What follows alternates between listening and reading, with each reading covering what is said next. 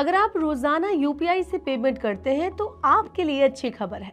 16 जून 2025 से डेबिट और क्रेडिट दोनों तरह के यूपीआई ट्रांजैक्शन दोगुनी तेजी से पूरे हो जाएंगे।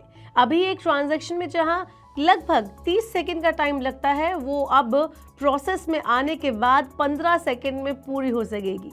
जी हाँ, चलिए बताते हैं कि कैसे होगा ये कमाल और इससे क्या होगा यूजर्स को फायदा। Hello and welcome to money 9। मैं हूँ मीनू शर्मा। ये बदलाव national payment corporation of India यानी एनपीसीआई की नई गाइडलाइंस के तहत जारी किया गया है, जिसमें सभी बैंकों और पेमेंट ऐप्स को एपीआई रिस्पांस टाइम कम करने के निर्देश दिए गए हैं। इतना ही नहीं, अगर कोई ट्रांजैक्शन फेल हो जाता है या गलती से हो जाता है तो उसके स्टेटस चेक करने या उसको रिवर्स करने में भी अब सिर्फ 10 सेकंड का टाइम लगेगा, जो पहले 30 सेकंड हुआ करता था। अगर किसी वजह से ट्रांजैक्शन का स्टेटस तुरंत नहीं दिखता है तो बैंक या ऐप जैसे कि फोन पे या Paytm check transaction status API के जरिए स्टेटस का पता लगाते हैं। अभी तक ये एपीआई 90 सेकंड बाद शुरू होती थी। जून 2025 से इसे सिर्फ 45 से 60 सेकंड में शुरू किया जा सकेगा। अब इसका मतलब यह है कि आपको ट्रांजैक्शन का स्टेटस चेक करने के लिए अभी के मुकाबले आधा टाइम लगेगा और आधे टाइम का ही इंतजार करना होगा। चेक ट्रांजैक्शन स्टेटस एपीआई का इस्तेमाल तब किया जाता है जब ट्रांजैक्शन के स्टेटस के बारे में जानकारी नहीं होती है। ये बदलाव सिस्टम पर कम लोड डालने और यूजर्स को जल्दी जवाब देने के लिए किया जा रहा है। ट्रांजैक्शन फेल होने के कुछ खास कारण जैसे कि network issue, time out, connection fail, इन सब पर ये एपीआई नहीं चलेगा और ऐसे ट्रांजैक्शन सीधे फेल माने जाएंगे।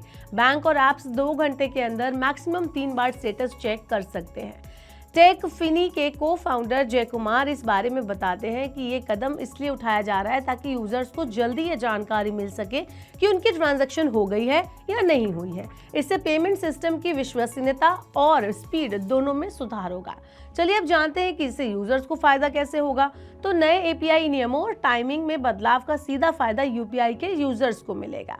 चलिए अब आपको मैं कुछ पॉइंट्स में बताती हूँ कि कस्टमर्स को मिलने वाले फायदे क्या क्या हैं। तो पहला है फास्ट स्टेटस अपडेट।